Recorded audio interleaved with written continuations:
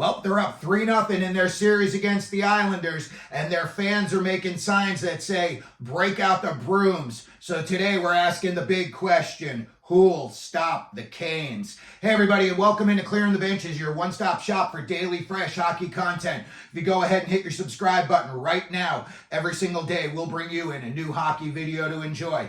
Well, the Carolina Hurricanes are up 3-0 in their series against the Islanders, and of all of the playoff teams right now, they look to me like they might be the most well-rounded team as far as like goaltending, defense, forwards.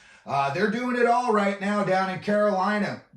And, you know, when you look at them, the Florida Panthers are also up 3-0 in their series. But I'll tell you what, it seems to me like Carolina is really clicking on all cylinders.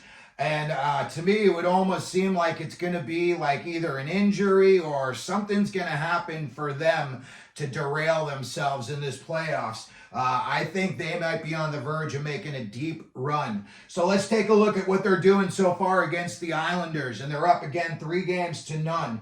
Here's a crazy fact that the Hurricanes have got 10 different goal scorers against the Islanders. They've got 16 different players with at least 1 point against the Islanders. And they're being led by Andrei Svechnikov.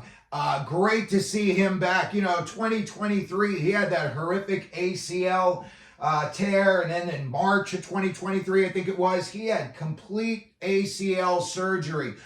So to see him come back, you know, a little over a year later, and he's just, you know, it seems like he's not missing a beat compared to where he was prior to the injury.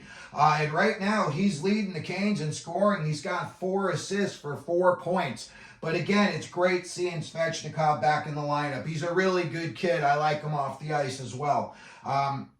When you look at everybody else on their lineup, they're getting it all across the board. Aho, Gensel, Party Marty Natchez, Wes Jarvis, Brady Shea, they're all coming in with 3 points. That is a lot of scoring.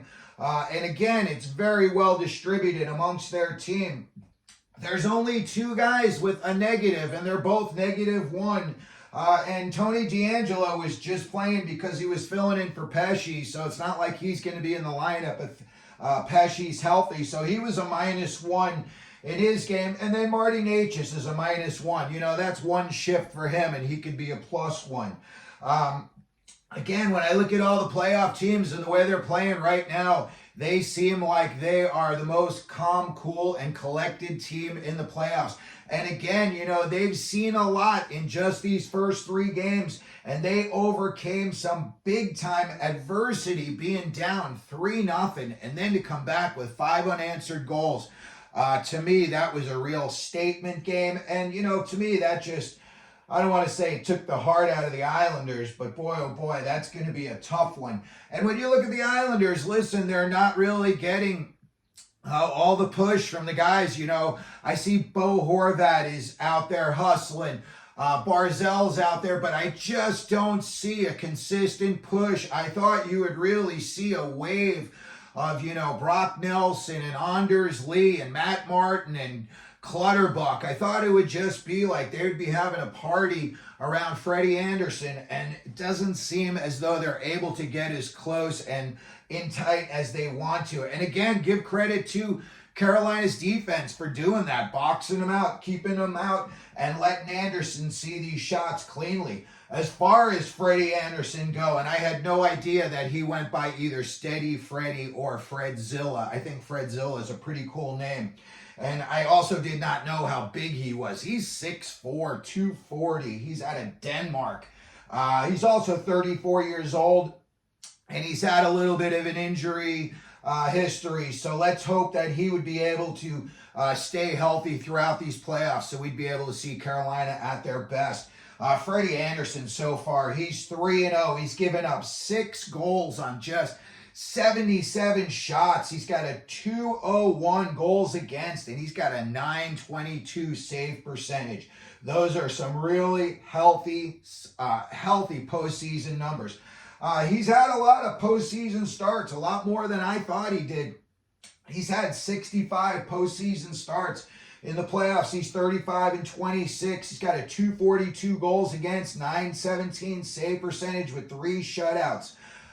Those are some very, very good numbers. And again, in the playoffs, as we're seeing right now, that will help you a bunch.